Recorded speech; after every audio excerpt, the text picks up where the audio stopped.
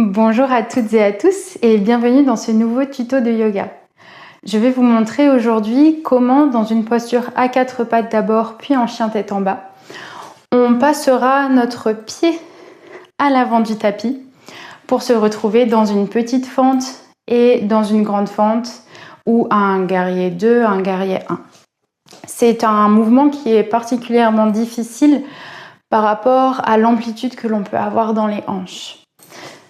Donc quatre pattes, on vient chercher ici sa posture, les épaules au-dessus des poignets, les hanches au-dessus des genoux. Et souvent on nous dit d'amener le pied entre les mains à l'avant du tapis. Ici on pourra tendre notre jambe droite derrière soi comme pour se donner une sorte d'élan. Et l'idée c'est vraiment de venir repousser dans ses mains pour arrondir un petit peu le dos et ramener son genou le plus possible vers sa poitrine, vers le haut. Comme si j'avais un obstacle juste avant mes mains, au-dessus duquel je voulais passer mon pied. Donc je tends ma jambe derrière, je pousse dans mes mains, j'arrondis le haut de mon dos, j'amène mon genou le plus haut possible vers la poitrine et je passe le pied par-dessus. Évidemment, vous pouvez décoller légèrement les mains du sol pour trouver un petit peu de passage.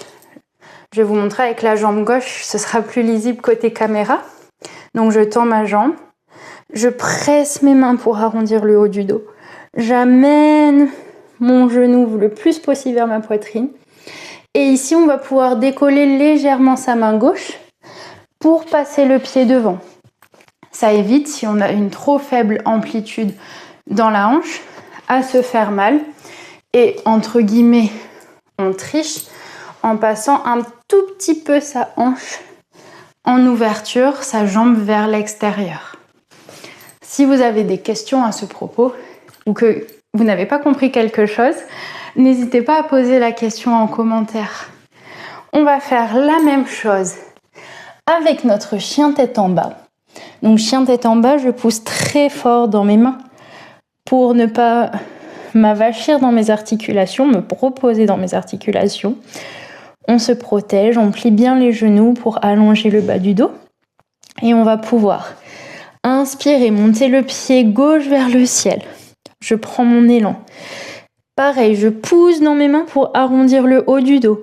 J'amène mon genou vers la poitrine. Je monte sur mes orteils à droite et j'avance mon poids du corps vers l'avant. Je passe mon pied entre les mains. Ici aussi, si je manque d'amplitude, je peux légèrement soulever ma main gauche et avoir une légère rotation dans la hanche. Donc je remonte, je monte le pied vers le ciel. Je monte sur mes orteils à droite, je pousse dans mes mains, j'arrondis les épaules, genou vers la poitrine, poids du corps vers l'avant et je passe le pied. Et ensuite, soit je redresse le buste dans la fente, soit j'avance un peu mon pied droit, je viens dans mon premier guerrier, soit je viens tourner mon pied à 90 derrière, deuxième guerrier. Et ici, on peut retrouver, hop là, toutes nos alternatives, toutes nos postures. Je vous souhaite une très belle journée et je vous dis à bientôt pour un prochain tuto.